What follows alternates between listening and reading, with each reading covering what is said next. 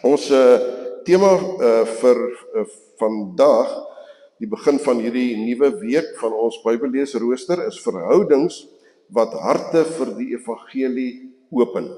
En ek sit maar altyd daar onder ergens by hierdie woorde God se plan met jou. Want dit is waaroor ons hele Bybelleesrooster ook gaan, is dat die Here 'n besonderse plan het met hierdie wêreld, dat hy wil herstel dit wat die sonde stikkend gemaak het, maar dat ek en jy instrumente in sy hand is. Ons is instrumenteel in sy heelmaakprogram met hierdie wêreld. So ook wanneer dit vandag gaan oor die verhoudings onder ons as gelowiges, wat harte van ongelowiges oopmaak vir die evangelie, dan dink ons ook daaraan dat ons is deel van hierdie plan van die Here, en dit is ook hoekom die fokus op ons verhoudings dan ook lê. Ons skrifgedeelte, Handelinge 2, vers 42 tot vers 47.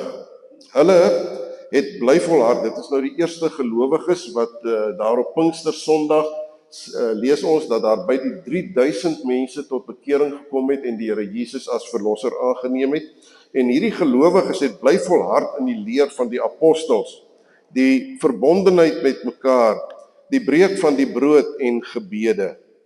Almal is met ontzag vervul en baie wonders en tekens het deur die apostels plaasgevind. Al die gelowiges was by mekaar en het alles gemeenskaplik besit. Hulle het hulle eiendom en besittings verkoop en aan almal uitgedeel volgens elkeen se behoefte.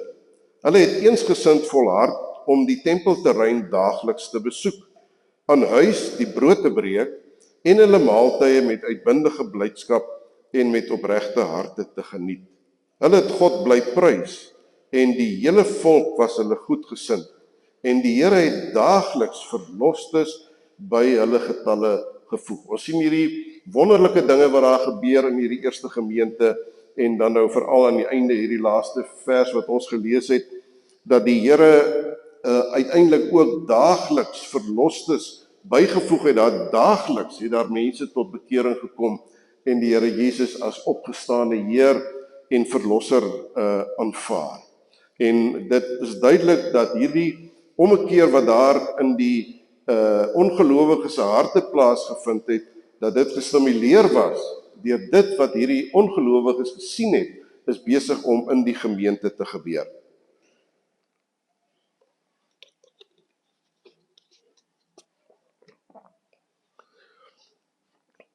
Wanneer 'n mens hierdie Handelinge 2 lees, dan is die versoeking by 'n mens, en dit was by my ook die eerste reaksie gewees, toe ek nou sien hierdie teks is vir vandag bedoel, en ek dit lees, was dit ook maar by myself die eerste ding wat opgekom het, is dat 'n mens kyk na die uiterlike dinge wat in hierdie jong gemeentetjie wat eintlik so pas ontstaan het, wat daar besig was om te gebeur. Ons lees daarvan dat hierdie mense op 'n baie spesiale manier vir mekaar omgegee het, en dat hulle as gelowiges met mekaar besig was, mekaar geondersteun het, mekaar bygestaan het, hulle het saam geëet, hulle het selfs hulle eie besittings verkoop om diegene wat dit moeilik het en wat swaar kry, om vir hulle te kan help. So ons sien hierso in Handelinge 2 'n groep mense, of al 3000 of meer daarby betrokke was.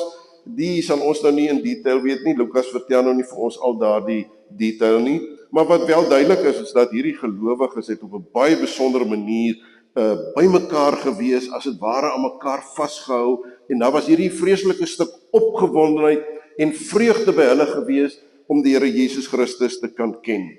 En hulle het uiteindelik ook in getalle gegroei en toegeneem, en ek dink vir ons in ons dag is dit sekerlik een van die groot begeertes wat ons ook het, is dat die Here se kerk weer sal groei tot ere verheerliking van sy naam. So 'n mens is nou geneig om te kan vra, wat is nou hier besig om te gebeur? Ons sien hierdie mooi dinge, ons sien hierdie gelowiges wat omgee, wat saam eet en saam nagmaal hou en saam die Here aanbid, en hulle bid saam, waar hulle ook al so by mekaar is, bid hulle ook saam. En dan wil 'n mens die vraag afvra, maar moet dit nie ook waar wees in ons gemeente vandag nie? Is hierdie nie in 'n sekere sin 'n bloudruk van hoe gemeentes ook in ons dag behoort te wees nie? Nou, natuurlik is dit wonderlik as daardie dinge deel is van 'n gemeente, maar nie noodwendig op presies dieselfde manier as wat dit hier in Handelinge hoofstuk 2 gebeur het nie. Want ons wil eintlik die vraag vra, hoe het hulle dit reg gekry? Hoe hierdie geestelike opgewondenheid wat daar was in hulle verhouding met die Here. Dit is baie duidelik dat hulle oorweldig was deur die feit dat hulle die Here Jesus as verlosser in hulle lewens leer ken het. En dan wil mense nou vra, maar hoe kan ons nou opmaak dat ons iets daarvan meer en meer ook in ons eie kerke en gemeentes van vandag belewe? Wat was die program wat hierdie ouens gevolg het? Watter strukture het hulle in plek gestel om hierdie saamwees met mekaar te kan organiseer? Iemand moes dit georganiseer het, dat hulle so op hierdie manier met mekaar omgegaan het.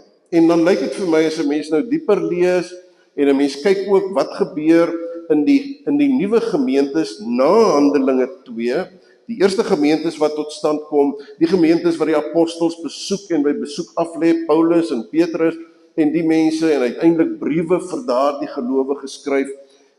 Wat gebeur hier, word hierdie selfe patroon net so herhaal in die ander gemeentes waarvan daar in die Nuwe Testament gepraat word. En dan is dit baie duidelik dat dit word nie regdeur op presies dieselfde manier op die ou end herhaal nie. En miskien moet ons nou maar vir onsself erken dat ons te geneig is om die uiterlike dinge raak te sien. Ons sien 'n gemeente raak waar daar regtig hierdie omgee is. Hulle is selfs bereid om hulle besittings te verkoop, om mekaar te ondersteun en om mekaar by te staan. Dit gaan nie uiteindelik in hierdie gedeelte oor die uiterlike dinge wat gebeur nie. Maar dit wat Lukas in sy verhaal, eintlik die hele boek Handelinge vir ons wil deurgee, is dat iets wat binne in mense gebeur, gee op die ou end aanleiding tot hierdie uiterlike dinge van omgee en 'n betrokkenheid by mekaar en 'n liefhê van mekaar. Hierdie gemeente van Handelinge 2 het nie so gefunksioneer omdat iemand ergens 'n besluit gaan neem het en gesê het, ons wat aan die Here behoort, ons behoort baie meer entoesiasties te wees. Daar moet baie meer jubeling onder ons wees. Daar moet baie meer vreugde onder ons wees. Daar moet baie meer 'n betrokkenheid onderling by mekaar wees. Maar wat hier gebeur het, is iets wat spontaan ontstaan het. Dis nie geskep deur die apostels nie. Dit is nie geskep deur die leiers van die eerste gemeente nie. Hierdie gebeure wat daar plaasvind, is iets wat van binne af uitgevloei het na buitentoe. Dit het ontstaan omdat hulle oorweldig was deur dit wat hulle in die Here Jesus Christus ontdek het. Vir hulle was Jesus nie meer die vreemdeling wat tussen hulle rondgeloop het nie. Hy was nie meer die een wat gesterf het nie. Hulle het geweet, hy het opgestaan uit die dood. En hy het dit op soveel maniere, het hy dit betuig aan die eerste gelowiges, dat hy inderdaad uit die dood uit opgestaan het. So die feit dat Jesus lewe, dat hy opgestaan het, was nie iets wat in hulle koppe vasgesteek het nie. Dit was nie maar net 'n feit waarvan hulle kennis geneem het nie. Daar was 'n verhouding tussen hulle en die lewende opgestane Here. Hulle het hom geken in hulle harte. Hulle het geweet dat hy lewe. Hulle het ook geweet dat die Heilige Gees is nie maar net 'n storie nie. Die Heilige Gees is nie maar net 'n stukkie teologiese teorie nie. Hulle het geweet, die Heilige Gees wat binne in hulle woon, is 'n werklikheid. Hulle het die werklikheid van 'n lewende Here wat binne in hulle lewe, het hulle ervaar. En dan, wanneer hulle hierdie dinge binne in hulle gebeur, dan kan dit nie anders as dat dit op 'n manier ook na buitentoe sigbaar word, in hulle omgee en hulle betrokkenheid by mekaar nie. So, die wonder wat hier plaasvind, is nie die mooi dinge wat hulle gedoen het nie, maar die wonder wat hier plaasvind, is binne in hulle, waar Jesus 'n lewende werklikheid was. En dit wat gebeur het op die ou end in die gemeente, is die resultaat. Dit is die natuurlike wat gebeur, wanneer mense diep in hulle harte werklik die Here Jesus Christus ken.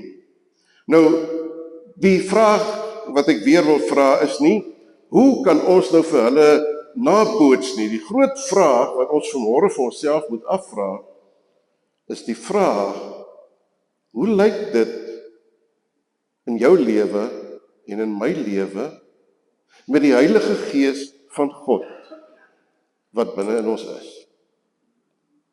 Dis die vraag.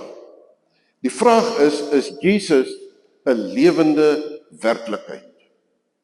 Is hy die een met wie jy elke dag van jou lewe bewus is van sy teenwoordigheid by jou en sy inwoning binne in jou deur die Heilige Gees? Of is Jesus ietsie wat ergens in die Bybel geskryf staan? Of is Jesus iemand wat wanneer ons Sondag by die kerk bymekaar is, dat ons op een of ander manier 'n bietjie meer bewus is dat hy leef en dat hy uit die dood uit opgestaan het? So dis die vraag. Dis die groot vraag wat Handelinge 2 van ons wil kom vra. Wat gaan binne in jou aan? Hoe beleef jy die Here Jesus Christus as jou verlosser binne in jou hart? Is hy vir jou 'n werklikheid? 'n persoonlike werklikheid?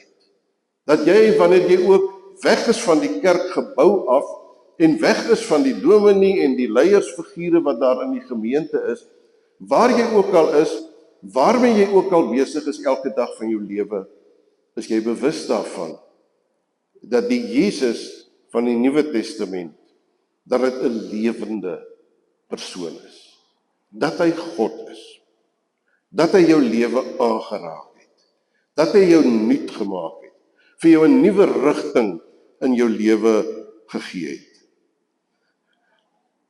Wanneer ons nou kyk na hierdie eerste klompie gelowiges, dan is dit mense wat nou sopas eintlik bevestiging ontvang het, soos Petrus nou gepreek het ook, as jy nou hoofstuk 2 vooraf gaan lees, soos Petrus ook vir hulle gepreek het, die Jesus wat julle doodgemaak het, die Jesus wat julle aan die kruis laat sterf het, dieselfde Jesus is die Seun van God, wat uit die dood uit opgestaan het en wat lewe. Dit is sy Gees, waarvan julle die getuies was, wat uitgestort is op ons as die apostels, die tekens van vuur en vlamme wat julle op ons gesien het, die spreek in bekende tale van ander mense, van ander volkere wat daar was, sodat elkeen van die ander volkere die evangelie in hulle eie taal kon hoor. Dit is die werklikheid wat hierdie eerste gelowiges beleef het. Die resultaat van hierdie werklike Jesus wat binne in hulle woon, die resultaat daarvan was dat hulle kon nie meer voortgaan met hulle lewe soos wat dit was nie. Van die oomblik wat die Here Jesus in hulle harte en in hulle lewens vir hulle 'n werklikheid geword het, was daar nie 'n manier gewees dat hulle maar terug kan gaan met business as usual, soos wat ons baie keer sê nie. Dit was nie meer, hulle lewe was nie meer dieselfde nie. Dit was nie dieselfde Piet of Sunny of wie ook al gewees nie. Iets het gebeur. Iets het gebeur wat 'n werklike verskil gemaak het in hulle lewens. En daarom sien ons dan dat hierdie manier van omgaan met mekaar op die ou end maar net die resultaat is daarvan. Van 'n Jesus wat binne in jou woon en van 'n Jesus wat besig is met God se herstelplan en besig is om jou nuut te maak.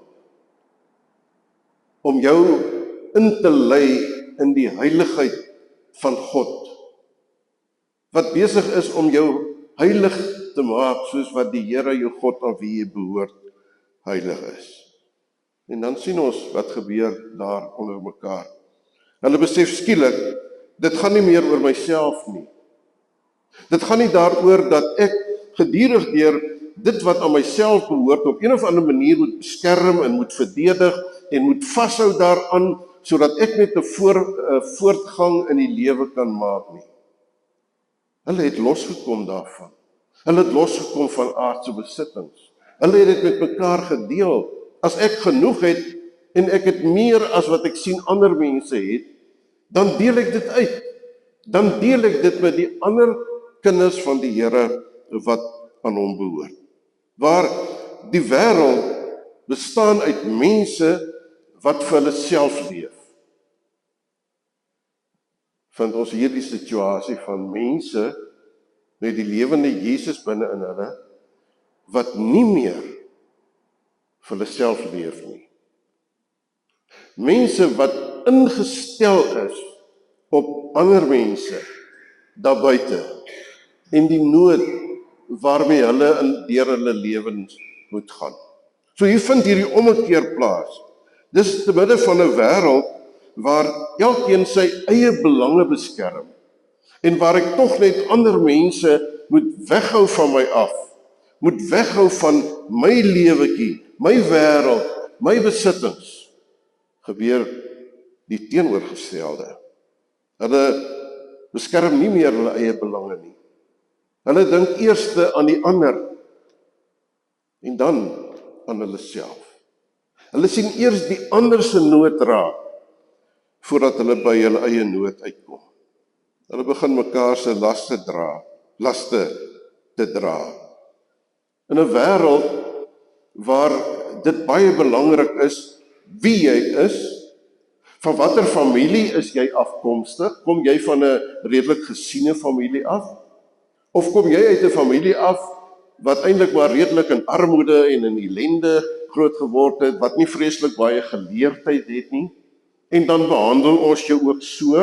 Die een wat groter aansien het in ons oë, is die meer belangrike figuur, die figuur wat meer erkenning kry. Maar die een wat maar arm en ellendig en daar ergens op die rand groot geword het, dit is die een teenoor wie ons dit reg kry om baie maklik langs ons neuse af te kyk en neer te sien op ander wat nie 'n goeie afkoms het soos wat ons dink onsself het nie. So, wat gebeur daar, is dat hierdie mense begin mekaar nou as familie ervaar. Ongeag wie jy is, ongeag wie jou pa en jou ma was. Wat is die geskiedenis wat daar agter jou is? Wat se tipe mens was jy? Wat het jy alles in die lewe verkeerd gedoen volgens ons oordeel? Hoe sleg was jy gewees? Daardie goed verdwyn alles soos mis voor die son en hulle leef in 'n verhouding van familie wees met mekaar. Daarom is die mense wat rondom hulle was aangeraak. Die mense wat rondom hulle was, die ongelowiges, het raak gesien wat gebeur hier in die lewe van hierdie gelowiges.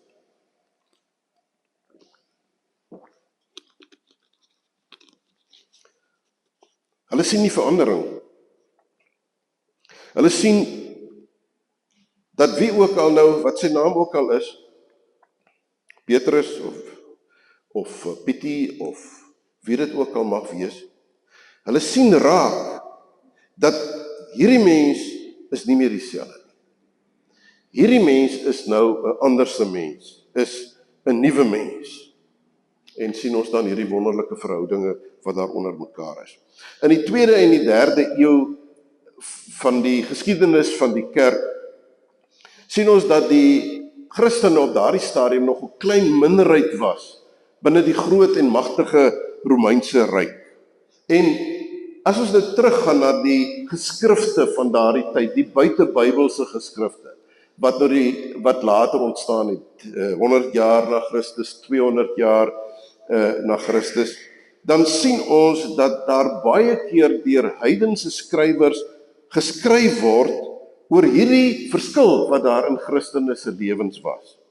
Die manier hoe Christene na mekaar omgesien het, vind ons keer op keer vind ons dit in hierdie ou buitebybelse geskrifte terug. Ook wat geskryf is deur ongelowiges. Op een of ander manier is dit deel van die geskiedenisboeke van daardie tyd, dat dit opmerklik was hoe Christene met mekaar omgaan. Die ou kerkvader Tertullianus, hier aan die einde van die 2de eeu, Hy was die eerste persoon gewees wat, behalwe nou die Bybelboeke wat deur die apostels geskryf is, was Tertullianus die eerste een gewees wat eintlik, kan ons maar sê, 'n teologiese boek uitgebring het. 'n Nadenke oor wie die God van die Bybel is. En hy het in sy boek Apologeticus skryf hy hieroor dat die Christene het anders opgetree as die mense van die wêreld, as die Romeine. En dan sê hy wil nou in 'n sinnetjie skrywe. Hoe sien die ongelowige wêreld die Christene? Kyk, sê hulle, dis nou wat die ongelowige sê. Kyk, sê hulle, hoe hulle mekaar liefhet. Dit was die gesig wat die ongelowige wêreld destyds gesien het. Dit was die gesig wat mense gesien het wat vir hulle self leef, wat net oor hulle self bekommerd is, hulle eie eer, hulle eie voortgang in die lewe. Maar hulle het iets raak gesien. Hulle sê ons verstaan dit nie, ons kan nie lekker die kloutjie by die oor bring nie, maar by hierdie Christene is daar iets anders. En die ding wat by die Christene anders is dat hulle mekaar liefhet. Dat hulle mekaar vashou. Dat hulle naby aan mekaar is as gelowiges. Dat hulle eintlik saam net een familie vorm. En ons sien dit raak. Kyk, sê Tertullianus, sê hierdie heidene, hulle sê, kyk hoe hulle mekaar liefhet. So dit was die kenmerkende gewees van die kerk in die Nuwe Testamentiese tyd, die eerste gemeentes wat daar was. Dit was nie geboue nie. Hulle het op daardie stadium met hulle maar nog sommer so by die huis by mekaar gekom en partykeer by een of ander aanbiddingsplek, 'n sinagoge of wat ook al, het die gelowiges by mekaar gekom. Hulle het nie mooi en groot geboue gehad om na te wys en te sê, kyk hoe 'n wonderlike kerk en hoe 'n wonderlike gemeente is ons. Kyk net hierdie geboue wat ons gebou het. Hulle het ook nie gekyk na programme wat hierdie gelowiges gevolg het nie. Hoe hulle dinge beplan het om mekaar as het ware geestelik net op te pomp en mekaar net aan te moedig om tog nou maar net op 'n manier te lyk asof hulle die Here in hulle lewens ken. Maar hulle was geken deur die liefde wat hulle vir mekaar het. Dit was nie gewees om te sê, dis die gemeente, die gelowiges van daai kerkgebou wat daar staan nie. Dis gesê, dis hierdie mense wat bely dat hulle Jesus ken, wat uit die dood uit opgestaan het. En ons sien dit, want ons sien dit in hulle verhouding met mekaar. Dit bring ons by onsself vandag, in ons kerkwees van vandag. Die vraag vandag is nie, hoe kry ons dit reg? Watter planne kan ons maak? Watter dinge kan ons in plek sit, sodat daar ook by ons ou klompie in hierdie gemeente, hierdie opgewondenheid is, hierdie omgee vir mekaar is. Hoe kan ons nou iets beplan of 'n program uitwerk, dat ons nog meer sal omgee vir mekaar? Nog meer ons hande sal uitsteek na mekaar. Op so 'n manier dat die wêreld dit sal raak sien, dat ons hande uitsteek na mekaar. Dis nie die vraag nie. Die vraag is, kan die wêreld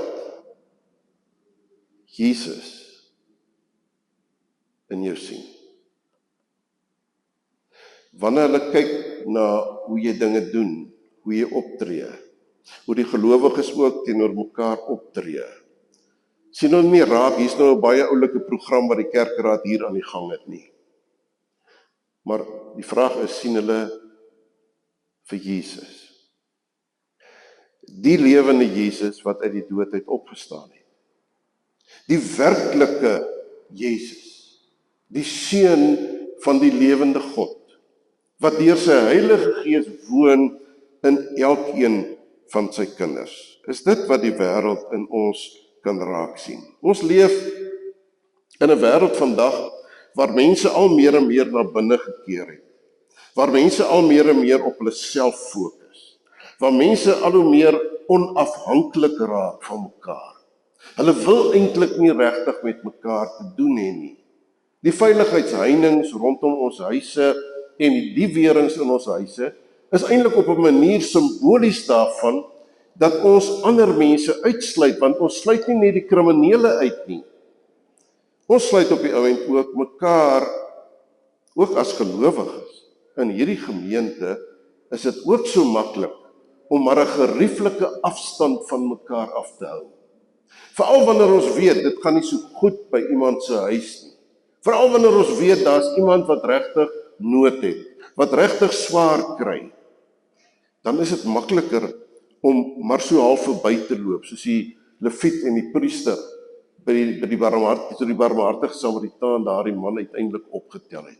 Wil ons maar so bietjie by mekaar ook verbyloop. Ons hoor mekaar se nood. Ons ken mekaar se nood, maar ons wil baie keer maar so bietjie by mekaar verbyloop. En dis die gevaar van die kerk vandag, omdat die mens van ons dag 'n individualis is. Individualisties lewe. Me, myself and I. Dis waaroor die lewe gaan. Ek en myself en my lewe. Dis primêr. Dis die heel belangrikste. As ek iets vir iemand anders doen, dan gaan dit wees as ek iets ekstra oor het. Dan gaan dit ook wees as ek nie my tyd op 'n ander manier kan gebruik nie, behalwe om dan nou aandag te gee aan die een wat in nood is. Dit is die tragedie van die kerk vandag. Dat ons Jesus kan praat. Ons kan praat van Jesus. Ons kan praat van die gemeente van die Here. En dan moet ons onsself eerlik wees, of dit nie baie keer ons gemeente is nie. Ons praat ook so, ek praat ook so, sê ek, ons gemeente, maar eintlik is dit nie ons gemeente nie. Dis eintlik die Here Jesus se gemeente. Maar dis presies wat ons in ons dag en tyd doen, ons wat binne hierdie wêreld leef, waar mense na binne keer, en net op hulle self en hulle eie behoeftes fokus. Ons is op die ou end deel van daardie dinge, en dit maak op die ou end die oorhand oor ons lewens. Word ons lewens ook soos die wêreld se lewe? Is die Jesus waarvan ons praat en wat ons bely, en die Jesus van wie ons sing, en partykeer ook regtig met oorgawe kan sing oor die Jesus, word baie keer weerspreek met hoe ons met mekaar omgaan. Jesus het my hart en my lewe verander. Maar dit word op die ou end getoets by die toetsbank van liefde. Want dit is wat die Bybel vir ons sê, dit is wie God is. God is liefde. En wat vir God die belangrikste is nie kerkgeboue en programme en strukture nie. Wat vir hom die belangrikste is ons liefde. Want hy het ons lief. Hy vergewe ons keer op keer, elke dag, herhaaldelik vergewe hy ons. Maar die feit dat ons daardie vergifnis belewe in ons eie lewens, word dit sigbaar daarin dat ons mekaar ook vergewe. Die gelowiges sien ons hier in Handelinge 2 het mekaar lief. Hulle dien mekaar. Hulle vergewe mekaar. Hulle dra mekaar. Hulle is saam met die Bybel besig. Die leer van die apostels. Dag en nag het hulle daarin volhard om meer, as ons dit nou in ons dag moet vertaal, om meer van die Bybel te weet. En om met mekaar te praat oor die Bybel. En om saam met mekaar te bid. Om by mekaar te wees, mekaar by te staan en te ondersteun. Handelinge 2 se eerste gelowiges het vir ons 'n voorsmaak gegee van die herstelwerk wat Jesus kom doen het. Die heelmaakwerk wat Jesus doen in die lewens van sy kinders. Mense kon as het ware 'n smaakie in hulle mond kry van hoe gaan dit eendag in die hemel wees, waar daar liefde en deernis en omgee met mekaar is. Ek wil afsluit deur weer vir u te herinner aan dit wat ek gesê het. Dat die diepste appel van hierdie gedeelte wat ons vanoggend saam gelees het, wat dit op ons lewens plaas, is nie dat ons nou moet probeer om daai eerste gemeente se manier van wees te gaan kopieer en te kyk of ons dit nou net so kan toepas op ons lewens vandag nie.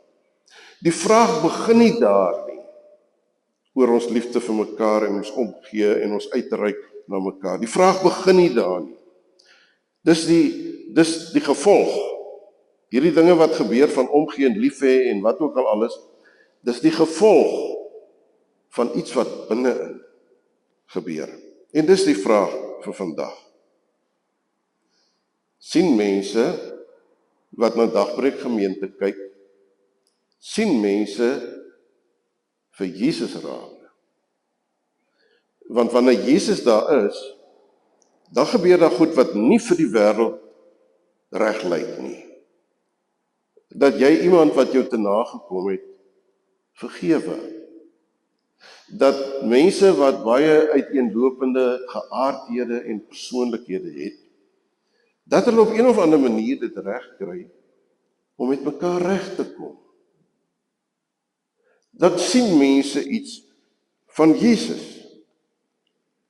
En as iemand dan van buite af inkyk op Dagbreek Gemeente, dan moet die persoon as het ware kan afvra, as Jesus mense so radikaal en ingrypend anders maak, dan wil ons ook graag meer weet van die Jesus wat hulle in hulle harte het. Want ons sien die verandering. Ons sien die andersheid as wat ons in die wêreld vind. En as sulke mense wat sulke uiteenlopende geaardhede het en liefde met mekaar kan saamleef en mekaar kan vergewe en mekaar kan omarm en 'n pad met mekaar kan saamloop, dat die Jesus so lewens verander. Ek wil ook iets meer weet van hom. Mag die Here gee dat ons saam, ons ou klompie wat hier sit, dat ons saam deur sy genade mag groei in die belewenis van 'n lewende Jesus binne in ons. Dat hy in ons woon deur sy Gees. En mag dit ons daartoe bring dat ons aanhoudende veranderende lewens 'n getuienis mag word van sy teenwoordigheid by ons. Mag hy deur sy genade vir my en vir jou daartoe help. Amen. Here Jesus, dankie dat ons dit kan weet en kan glo. U het uit die dood uit opgestaan. U lewe aan die regterhand van die Vader in die hemel, maar deur u Heilige Gees ook in elkeen van u kinders. Dankie Jesus dat ons kan weet, u is hier. U is binne in my, binne in elkeen van ons, is u teenwoordig. Ons kan maar net kom vra, Here, ontdek ons, waar ons so baie keer die Jesus wat binne in ons is, toemaak en wegsteek met ons onverskillige optrede, met ons liefdeloosheid, met ons selfgesentreerdheid en selfgefokusheid, waar ons hom as dit ware onder die kombers toemaak binne in ons. O Here, gee die genade, dat daardie kombers, daardie sluier, dat dit afgehaal mag word. En dat mense Jesus vir U meer en meer en meer sal sien. Help ons ou klompie, wat ook vandag hier in die kerk is, en hulle wat nou ook vandag nie hier kon wees nie, maar ook so gereeld hier is. Help vir ons deur U genade, dat die geloof daar sal wees, dat U meer en meer 'n werklikheid sal word. Want dan weet ons, Here, gaan daar ook meer en meer en meer verandering tussen ons wees. Dit bid ons in U heilige en wonderlike naam. Amen.